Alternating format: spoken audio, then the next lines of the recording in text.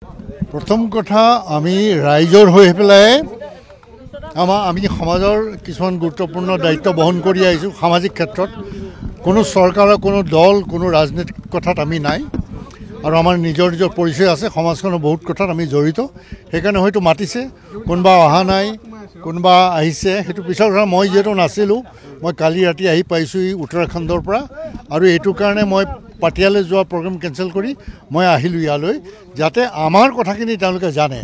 তেওঁলোকে কি ক'ব খুজিছে সেইটো পিছৰ কথা, কিন্তু আমি কি ক'ব খুজিছোঁ, আমি কি বিচাৰিছোঁ, আমি ইয়াৰ উচিত ন্যায় বিচাৰিছোঁ। আৰু ইয়াৰ যে দীঘলীয়া যাতে এই আৰু টানি দীঘল নকৰে, তেওঁলোকে আমাক কৈছে, আজি প্ৰচাৰে কৈছে তেখেতে, যে 90 ডেইজৰ ভিতৰত আমি খুব ষ্ট্ৰং চাৰ্জশ্বিট দিম, যাতে দোষীয়ে সাৰি যাব নোৱাৰে। বাকীখিনি ইয়াৰ পিছত যিখিনি ন্যায়ালয়ে ন্যায় বিচাৰটো দিব, আৰু আমাৰ যিখিনি চাৰ্জশ্বিট হ'ব সেইটো খুব ষ্ট্ৰং চাৰ্জশ্বিট হ'ব, আৰু দোষী যাতে কোনো কাৰণত সাৰি যাব নোৱাৰে, তাৰ কাৰণে আমি চেষ্টা কৰিছোঁ।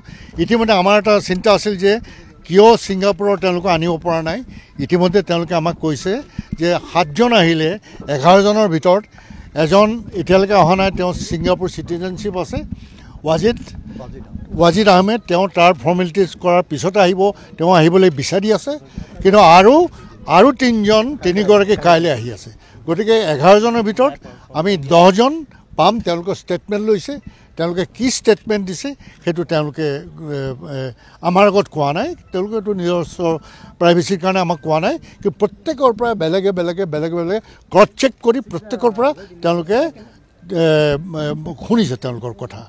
আৰু আমি পৰামৰ্শ এইটোৱে দিছোঁ যে আমাৰ অসমৰ লক্ষ লক্ষ জনসাধাৰণৰ যিসকল এতিয়াও ব্যাকুল হৈ আছে কথাটো জানিবৰ কাৰণে যে চৰকাৰে কি ষ্টেপ ল'ব।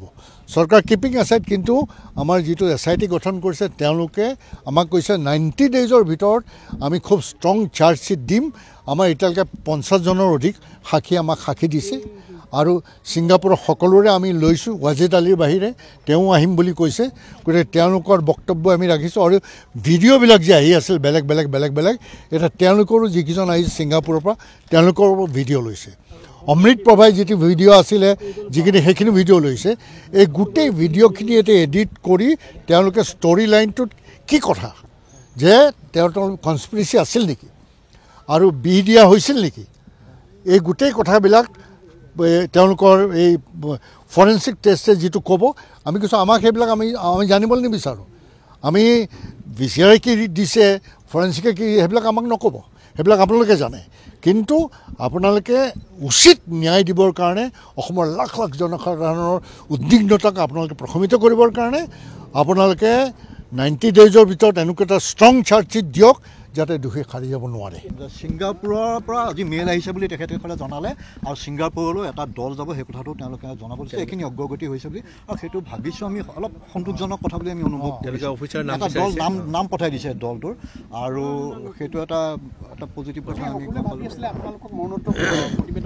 নাই এইবিলাক আমি লিখিতভাৱে তেওঁলোকক দিছোঁ, যাতে আমাক কোনো আপোনালোকে প্ৰতিবেদন দেখুওৱাৰ কথা নাভাবিব। সেইটো আমাৰ ৰাইটো নাই সেইটো চাবৰ কাৰণে, আমাৰ দৰকাৰো নাই সেইটো কথা। আপোনালোকৰ আইনৰ ক্ষেত্ৰত যিটো হয় আপোনালোকে আইনে কৰিব সেইখিনি, আৰু সেইখিনি তেওঁলোকে আমাক দেখুৱাবও খোজা নাই, আমাক ক'বও খোজা নাই।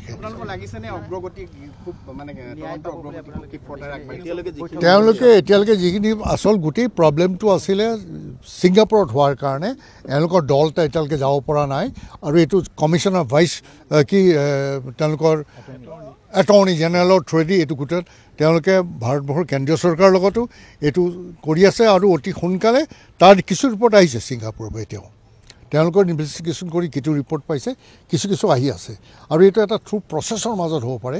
কাৰণ আমাৰ ৰাইট নাই, আমি যাব খুজিলেও তাত যাব নোৱাৰোঁ, কাৰণ আমি তাত কোনো ইনভেষ্টিগেশ্যন কৰিব নোৱাৰোঁ, সেইটো পলিচিয়ে নকয়। আমি গৈ পেলাই তাত ঘূৰি আহিব লাগিব, আমি নিদিয়ে তেওঁলোকে।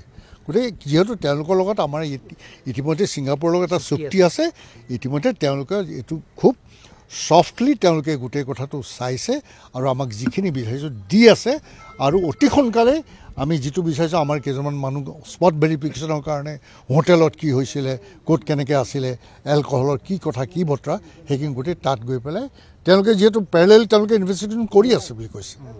এই সমগ্ৰ ঘটনা তেওঁলোকে আজি আমাক যিবোৰ কথা কৈছে, মোটামুটি আপোনালোকে ইয়াৰ 90% কথা ইতিমধ্যে আপোনালোকৰ আগত কৈছে, সাংবাদিকৰ আগত ইতিমধ্যে ইয়াৰ 90% কথা কৈছে, তাৰ 10% কিছুমান কথা আমাক কৈছে। আৰু এই কথাটো চবেই কৈছিলে পোষ্টমৰ্টম ৰিপৰ্ট আমাক দেখুৱাব নেকি, কিন্তু আমি জানো যে পোষ্টমৰ্টম ৰিপৰ্ট আমাক দেখুৱাটো সম্ভৱপৰ নহয়। এইটো কোৰ্টত তেওঁলোকে দাখিল কৰিব যেতিয়া সেয়া দিব। তেওঁলোকে যিবোৰ নতুন তথ্য দিছে সেই তথ্যৰ ভিতৰত এটা তথ্য মই ক'ব পাৰোঁ যে জুবিন গাৰ্গৰ দুৰ্ঘটনা বা মৃত্যু বা গোটেই সমগ্ৰ ব্যৱস্থাটোৰ তদন্ত চলি থকা অৱস্থাতেই শ্যামকানু মহন্তৰ আৰ্থিক খেলি মেলি সমগ্ৰ ব্যৱস্থাটোক লৈ ইডিয়ে এই ব্যৱস্থাটোৰ তদন্ত কৰিব বুলি কিছু তথ্য তেওঁলোকৰ হাতলৈ অনানুষ্ঠানিকভাৱে আহিছে।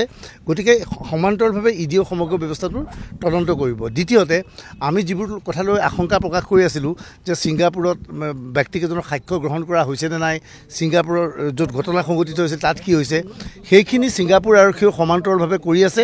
আৰু আজি তেওঁলোকৰ এটা মেইল আহিছে যে গৃহ মন্ত্ৰালয়ৰ জৰিয়তে আমাৰ CID লৈ মেইল আহিছে যে ছিংগাপুৰলৈ অসম পুলিচকে কোন কোন যাব বিচাৰে তাৰ তালিকাখন বিচাৰিছে আৰু গৈ কি কৰিব বিচাৰে সেই তথ্য বিচাৰিছে।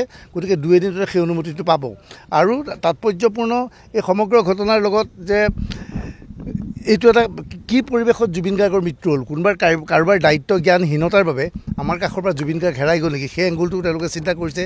নিশাৰ ভাগত ঘটনা আগৰ নিশা জুবিন গাৰ্গ ক'ত আছিল, কি পৰিৱেশ পৰিস্থিতিৰ মাজত আছিল আৰু কি পৰিৱেশৰ মাজত তেওঁ জাহাজত গৈছিল, সেই বিষয়টোৰ ওপৰত তেওঁলোকে অনুসন্ধান কৰি কিছু ভাল তথ্য পাইছে বুলি আমাক সদৰি কৰিছে। গতিকে বাকী আপোনালোকে যিখিনি 90% জানে সেইখিনি তাৰ ওপৰত আমি জানো।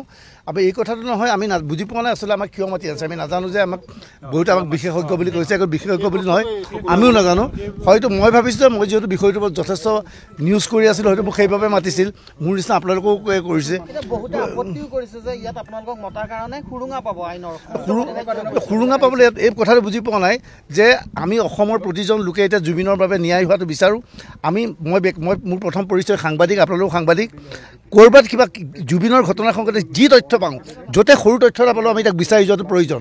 গতিকে আমাৰ যি তথ্য যোগান ধৰিছে, গতিকে তথ্যখিনি লোৱাটো আমাৰ প্ৰয়োজন। আজি মই কিছু তথ্য লাভ কৰিছোঁ, সেই তথ্য আপোনালোকক সদৰি কৰিছোঁ। আৰু কিছু তথ্য আছে যিবোৰ তথ্যটো মই ৰাজহুৱা কৰিব নোৱাৰিম, কিন্তু মোৰ কনফিডেঞ্চ বৃদ্ধি পাইছে। মই ইয়াৰ জৰিয়তে এইটো ক'ব বিচাৰোঁ যে SIT বা অমুকে আমাক মেনিপুলেট কৰিছে, সেইটো কোনো মিছা কথা, এইটো কোনো কথা নহয়। মই ভাবিছোঁ আজি যাক আমন্ত্ৰণ হৈছে তেওঁলোক অহাটো উচিত আছিল। আৰু যদি SITৰ সন্মুখত তেওঁলোকে উপস্থিত হৈ ইয়াত জুবিনৰ ন্যায়ৰ বাবে মাত নামাতি কেৱল ফেচবুকত বা বাহিৰত কথা লিখিলে নহ'ব, SITৰ সন্মুখত আজি এই কথা ক'বলৈ সুতাব লাগিছে। আমি SITৰ পিছত বহু পৰামৰ্শ দিছোঁ, আমাৰ বহুতে লিখিত পৰামৰ্শ দিছে, আমি দাবী উত্থাপন কৰিছোঁ। সেই নোডেল অফিচাৰ এতিয়া কোৱা হয় ভাল ৰিপৰ্টবিলাক তেওঁলোকে কৰি থাকিব। এতিয়া এটা আমাৰ মাজত সদায় ভুল বাতৰি ওলায়। ৰাতিপুৱা আমি পিছলৈ দেখোঁ কোনোবা কাকতত কোনোবা মিডিয়াত বেলেগ ধৰণৰ বাতৰি ওলায়। কোনটো বাতৰি শুদ্ধ কোনটো অশুদ্ধ জনাবলৈ তেওঁলোকক আমি আহ্বান জনাইছোঁ যে আপোনালোকে এজন নডেল অফিচাৰ দিয়ক, এদিন বা দুদিনৰ মূৰে মূৰে সাংবাদিকসকলক মাতি গোটেই তদন্তৰ অগ্ৰগতি জনাওক, যাতে সঠিক বাতৰি সন্মুখত আহে। আৰু আজি আমি তেওঁলোকৰ ওচৰত পুনৰ কৈছোঁ জুবিন গাৰ্গক ন্যায় লাগে, কিন্তু এইটোও কওঁ যে মই জুবিন গাৰ্গক 10 দিনৰ ভিতৰত ন্যায় লাগে বুলি আমি কোৱা নাই। আমি ন্যায় বিচাৰিছোঁ। তেওঁলোকে কৈছে যে 3 মাহৰ ভিতৰত যিখিনি চাৰ্জশ্বিট দিব লাগিব দিব, আৰু কোনো ক্ষেত্ৰত যে কোনো যাতে খাই যাব নোৱাৰে তাৰ ব্যৱস্থা কৰিব, সেইখিনি কথা হয়। আমাৰ পৰা কিছু পৰামৰ্শ লৈছে, আমি বিভিন্ন পৰামৰ্শ দিছোঁ। মই ভাবিলোঁ পৰামৰ্শখিনি ৰাজহুৱা কৰাটো উচিত নহ'ব, কাৰণ আমি 6জন বা 5জন মানুহে দিয়াটো উচিত নহয়। কিন্তু আমি যি পৰামৰ্শ দিছোঁ, আপোনালোকে যিটো বিচাৰিছে, অসমৰ ৰাইজে যিটো বিচাৰিছে, আমি তেনেকুৱা পৰামৰ্শ দিছোঁ। আমি বাৰে বাৰে কৈছোঁ যে জুবিনৰ এই ঘটনাৰ সৈতে জড়িত ব্যক্তিসকল যাতে কোনো ক্ষেত্ৰতে ৰেহাই নাপায়। জুবিন গাৰ্গ অসমৰ এজন সম্পদ আছিল। কি পৰিৱেশত তেওঁক ছিংগাপুৰলৈ লৈ গৈ তেওঁৰ লগত কোনো ব্যক্তিক নিয়োজিত নকৰিলে, যিজনে 24 ঘণ্টাই জুবিনক চালেহেঁতেন, ইয়াৰ বাবে দায়ী কোন, শ্যামকানু মহন্তই কিয় ব্যৱস্থা নল'লে, সেইবিলাক প্ৰশ্ন আমি উত্থাপন কৰিছোঁ। আমি এটা কথা কৈছোঁ যে যিহেতু আপোনালোকক মাতিলে অসমৰ ৰাইজেও প্ৰতিটো ঘটনা গোটেইখিনি জানিব বিচাৰে, ৰাইজে পাৰে নেকি যে আপোনালোকে যিটো পৰামৰ্শ দিছিল যে নডেল অফিচাৰ নিয়োগ কৰিব, সাংবাদিক মেল অনুষ্ঠিত কৰিব, সেইটো ক্ষেত্ৰত তেওঁলোকে এগ্ৰী হৈছে কৰিব। আৰু আমি কৈছোঁ যে 90 ডেইজৰ ভিতৰত যিখন চাৰ্জশ্বিট দিব। এতিয়া সমগ্ৰ প্ৰক্ৰিয়াটো যে জুবিন গাৰ্গক আমি মনতে এটা ধাৰণা লৈ ল'লে নহ'ব যে জুবিন গাৰ্গক এনেকৈ হত্যা কৰা হৈছে, জুবিন গাৰ্গ এনেকৈ কৰা হৈছে। এওঁলোকে এটা প্ৰচেছত আগবাঢ়িছে। হয়তো তেওঁৰ মাজত হত্যাৰ গোন্ধ থাকিব পাৰে, হয়তো কাৰোবাৰ হত্যাৰ ধাৰা এটা সন্নিৱিষ্ট হৈছে। তেওঁলোকে কৈছে হত্যাৰ ধাৰা সন্নিৱিষ্ট কৰিছোঁ। গতিকে আমি কোনো ক্ষেত্ৰতে আটাইতকৈ কঠোৰ শাস্তি দিবলৈ চেষ্টা চলাম। আৰু পোষ্টমৰ্টম ৰিপৰ্টৰ বিষয়ে আমাক অৱগত কৰা নাই, গতিকে কোৱাটো উচিত নহ'ব। আৰু সমগ্ৰ প্ৰক্ৰিয়া আমি বিচৰাও নাই। আৰু সমগ্ৰ প্ৰক্ৰিয়াটো ভালভাৱে গৈছে বুলি আমি ভাবোঁ। তেওঁলোকৰ কথা বতৰা যিখিনি শুনিলোঁ, আৰু আমাকতো ক'লে নহ'ব, আমি কোৰ্টত চাৰ্জশ্বিট দিয়াৰ পিছত গম পাম আচলতে ভালভাৱে গৈছে।